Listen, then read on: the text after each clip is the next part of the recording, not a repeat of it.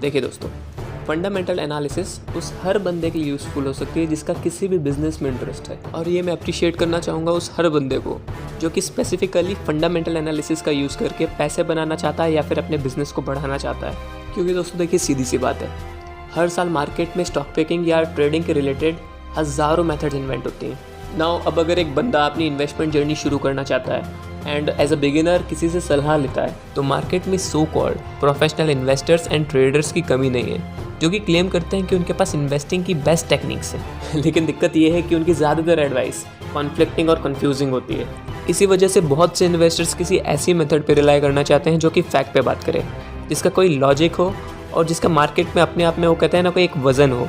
सो friends, fundamental analysis वही method है। क्योंकि मार्केट में कई मेथड्स आई और गायब हो गई, लेकिन fundamental analysis has been there for decades, जो कि किसी भी कंपनी का डिटेल्ड असेसमेंट करके उस कंपनी की एक्चुअल वर्थ पता कर सकता है। क्योंकि ये मेथड आपको एक एबिलिटी प्रोवाइड करती है किसी भी कंपनी की मोस्ट बेसिक डेटा तक जाने की और ये पता लगाने की कि वो कंपनी एक्चुअली में परफॉर्म कैसा कर रही है, उसका मैनेजमेंट कितना स्किल्ड है और क्या उस कंपनी के पास इतने रिसोर्सेज हैं कि वो मुश्किल टाइम आने पे अपने बिजनेस में टिकी रह सकती है। और विश्वास करिए दोस्तों, ये स्किल होना अपने आप में ही एक बहुत बड़ी बात है, क्योंकि फंडामेंटल एनालिसिस इन्वेस्टर्स का आज तक का सबसे बेस्ट नोन टूल है।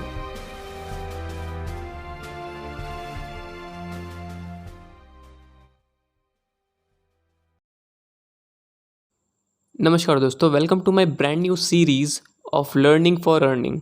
सो फ्रेंड्स, फंडामेंटल एनालिसिस की इस आने वाली सीरीज़ में मेरा एम रहेगा कि मैं आपको समझा सकूं कि एक्चुअली में फंडामेंटल एनालिसिस है क्या और आप कैसे इससे किसी भी बिजनेस और इन्वेस्टमेंट को बेटर अंडरस्टैंड कर सकते हैं, ताकि फ्यूचर में आप अपने इन्वेस्टमेंट डिसीजंस खुद ले सकें। सो बिना किसी देरी के शुरू करते हैं हमारे पहले टॉपिक से, जो कि है अंडरस्टैंडिंग फंडामेंटल एनालिसिस। सो पहले तो मैं आपको एक एग्जांपल से समझाने की कोशिश करता हूँ ताकि आपको फंडामेंटल एनालिसिस के बारे में एक रफ आइडिया मिल जाए। तो फ्रेंड्स, आप सब प्रोसेस फूड जैसे कि कोल्ड ड्रिंक्स हो गए, बिस्किट्स, वेफर्स, ये सब तो खाते ही होंगे। तो आप सबने एक चीज़ नोटिस की होगी कि उस हर प्रोडक्ट के पीछे एक न्यूट्रिशन लेबल दिया होता है, जहाँ उस प्रोडक्ट के अंदर यूज़ किए गए इंग्रेडिएंट्स की लिस्ट दी हुई होती है और जिसके ज़्यादातर इंग्रेडिएंट्स को ना तो कभी आपने देखा होगा और ना ही उनके बारे में कभी सुना होगा। लेकिन उस इंग्रेडिएंट्स की लिस्ट से आपको एक रफ आइडिया मिल जाता है कि वो प्रोडक्ट आपके लिए सही है या नहीं।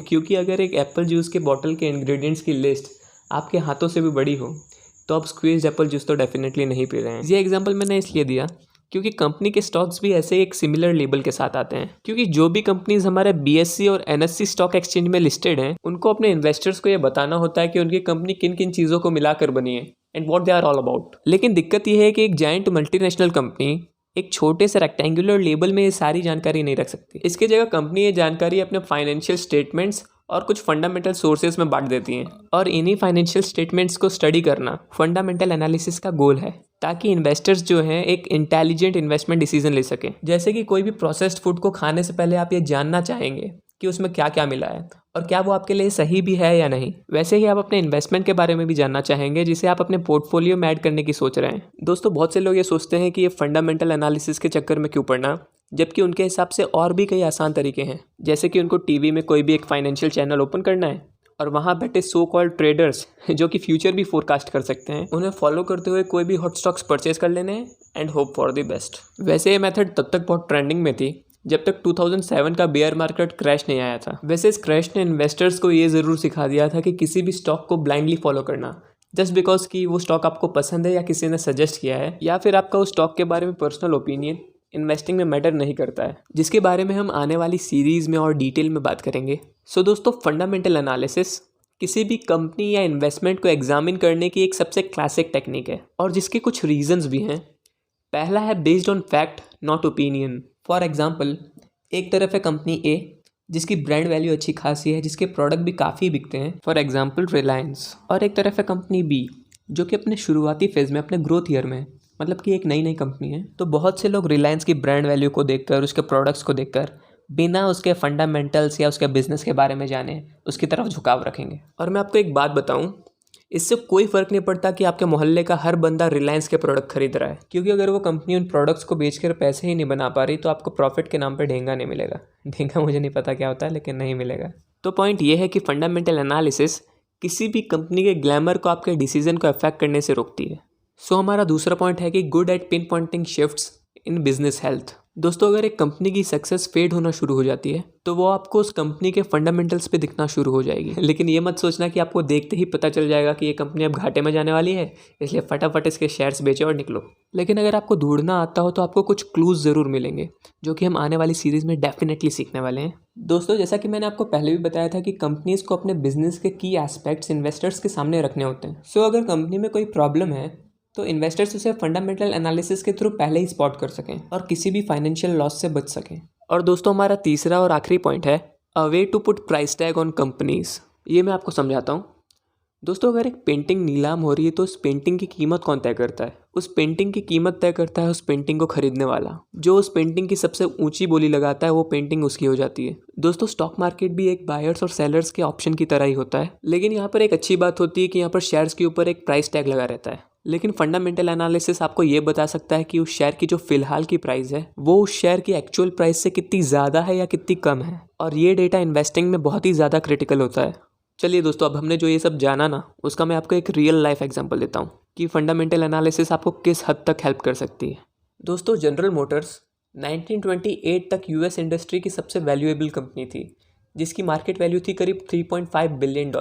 नाउ मार्केट वैल्यू के बारे में मैं आपको आने वाली सीरीज़ में डिटेल में समझाऊंगा, लेकिन अभी के लिए याद रखिए कि 1928 तक जनरल मोटर्स यूएस इंडस्ट्री की सबसे वैल्यूएबल कंपनी थी। नाउ कमिंग टू 2009, तो 2009 में क्या होता है, फोर्ड और जनरल मोटर्स। फोर्ड जो है उस टाइम पे जनरल मोटर्स की एक राइवल कंपनी थी, तो ये दोनों ही कंपनी उस टाइम पे एक फाइनेंशियल स्ट्रेन से गुजर रही थी। दोस्तों फाइनेंशियल स्ट्रेन एक टेक्निकल टर्म है जब भी किसी कंपनी या किसी इंडिविजुअल के भी खर्चे उसकी कमाई के कंपैरिजन में बहुत ज़्यादा बढ़ने लगे उसे डिफाइन करने का। तो जब ये दो कंपनीज इस इंटेंस फाइनेंशियल स्ट्रेन से गुजर रही थी तब इन्वेस्टर्स के बीच में बहुत सी डिबेट्स थी कि कौन सी कंपनी इस डिफिकल्ट टाइम को सर्वाइव कर पाएगी और कौन सी नहीं। तो कुछ फंडामेंटल एनालिसिस के टूल्स थे जो इन्वेस्टर्स की इस सिचुएशन में बहुत मदद कर सकते थे, जिनमें से एक टूल था स्टेटमेंट ऑफ कैश फ्लो, जिसे रीड करना और समझना अगेन हम आने वाली सीरीज में जानेंगे। सो बैक टू 2009, दोनों ही कंपनी एक टफ टाइम फेस कर रही थी और दोनों ही कंपनी के शेयर्स के प्राइस काफ़ी गिर चुके थे। फोर्ड ने 2009 की शुरुआत की थी $2.46 पर शेयर और जनरल मोटर्स ने की थी $3.65 पर शेयर। लेकिन एक छोटे से फंडामेंटल एनालिसिस ने यह बता दिया था कि फोर्ड जो है कई गुना ज़्यादा बेहतर ऑप्शन हो सकती है जनरल मोटर्स के कंपैरिजन में। अच्छा वो कैसे? दोस्तों फोर्ड ने अपना पहला क्वार्टर, अच्छा क्वार्टर आपको पता होगा, नहीं पता होगा तो मैं बता देता हूँ। एक फाइनेंशियल ईयर में 3-3 महीने के 4 क्वार्टर होते हैं और हर क्वार्टर की एंड में कंपनीज़ को अपने फाइनेंशियल रिपोर्ट्स पब्लिश करनी होती हैं। अभी के लिए इतना ही ध्यान में रखिए। तो फोर्ड ने अपने पहले क्वार्टर का and $27.5 billion in cash and $600 million burn cash के साथ किया था। इसको फिलहाल के लिए कुछ ऐसा समझिए कि पहले क्वार्टर के एंड में फोर्ड के पास इतना कैश उसके पास पड़ा था और इतना उसने यूज़ किया था। और अगर हम जनरल मोटर्स की बात करें तो उसने अपने पहले क्वार्टर का एंड किया था in cash $15.9 billion and burn cash $8.9 billion के साथ। नाउ अब इन दोनों में डिफरेंस देखिए, इसके खर्चे हैं मिलियंस में और इसके बिलियंस में। इसके पास इन कैश कितना है $27.5 बिलियन और जबकि इसके पास सिर्फ $15.9 बिलियन। इस डेटा को देखकर कोई भी फंडामेंटल एनालिस्ट तुरंत ये बता देगा कि जनरल मोटर्स इस लेवल के खर्चे के साथ एक साल भी ठीक से सर्वाइव नहीं करेगी, क्योंकि अगर आप क्वार्टर वाइज देखें तो फोर्ड के पास इतना कैश अवेलेबल है कि वो इतने खर्चे के साथ आराम से 46 क्वार्टर्स तक सर्वाइव कर सकती है। जबकि आप जनरल मोटर्स की तरफ देखें तो उसके खर्चे ही इतने हैं कि उसके रिजर्व्स उसके ज़्यादा दिनों तक काम नहीं आएंगे। और आप ये जान के हैरान हो जाएंगे कि सिर्फ 6 महीने के अंदर फोर्ड के शेयर्स 149% बढ़कर $6.13 पर शेयर तक पहुंच गए थे। और जहां तक बात रही जनरल मोटर्स की, उसके शेयर्स 79% क्रैश कर सिर्फ 75 सेंट्स पर शेयर रह गए थे। नाउ अब अगर आपको सिर्फ ये एनालिसिस परफॉर्म करने आती हो ना, तो आप अपने इन्वेस्टमेंट्स में एक बहुत बड़ा इम्पैक्ट डाल सकते हैं। दोस्तों मैं आपसे ये नहीं कह रहा कि किसी ने अगर फंडामेंटल एनालिसिस जनरल मोटर्स के केस में परफॉर्म किया होता तो उसको इस शॉकिंग आउटकम के बारे में पता होता, लेकिन उस कंपनी की फाइनेंशियल स्टेटमेंट्स के जो कॉन्क्रीट एलिमेंट्स हैं वो उसको ये ज़रूर बता देते कि कंपनी किस मुश्किल हालातों से गुजर रही है। चलिए दोस्तों अब हम ये जानते हैं कि फंडामेंटल एनालिसिस परफॉर्म करते वक्त हमें कंपनी के किन किन फंडामेंटल एस्पेक्ट्स पे ध्यान देने की ज़रूरत पड़ेगी। पहला है कंपनी की फाइनेंशियल परफॉर्मेंस। यहाँ हम देखेंगे कि कंपनी अपने कस्टमर्स जो कि उस कंपनी के प्रोडक्ट्स और सर्विस खरीदते हैं उनके पास से कितना पैसा कलेक्ट कर पाती है, जिसे हम रेवेन्यू कहते हैं, और उस रेवेन्यू में से कितना प्रॉफिट जनरेट कर पाती है, जिसे हम उस कंपनी की अर्निंग्स कहते हैं। और यही दो टर्म रेवेन्यू एंड अर्निंग हमें कंपनी की फाइनेंशियल परफॉर्मेंस बताने में हेल्प करती है। दूसरा है फाइनेंशियल रिसोर्सेज। दोस्तों कंपनी अपनी ग्रोथ के लिए सिर्फ अपने गुड्स और सर्विस पर डिपेंड नहीं रह सकती। कंपनीज को अपने बिजनेस को डाइवर्सिफाई करना होता है अलग अलग चीज़ों और बिजनेसेस में इन्वेस्ट कर। और यही कंपनी के रेवेन्यू जनरेट करने के अलग अलग रिसोर्सेज होते हैं। एसेट्स एंड लायबिलिटीज़, ये दो बिजनेस के एस्पेक्ट्स हैं जो हमारी कंपनी के इन रिसोर्सेज को मेजर करने में हमारी हेल्प करते हैं। तीसरा है मैनेजमेंट टीम।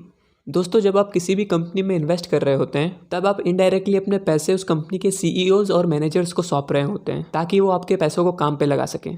फंडामेंटल एनालिसिस आपकी ये पता लगाने में हेल्प करेगा कि किसी भी कंपनी का मैनेजमेंट कितना अच्छा है या कितना ख़राब है।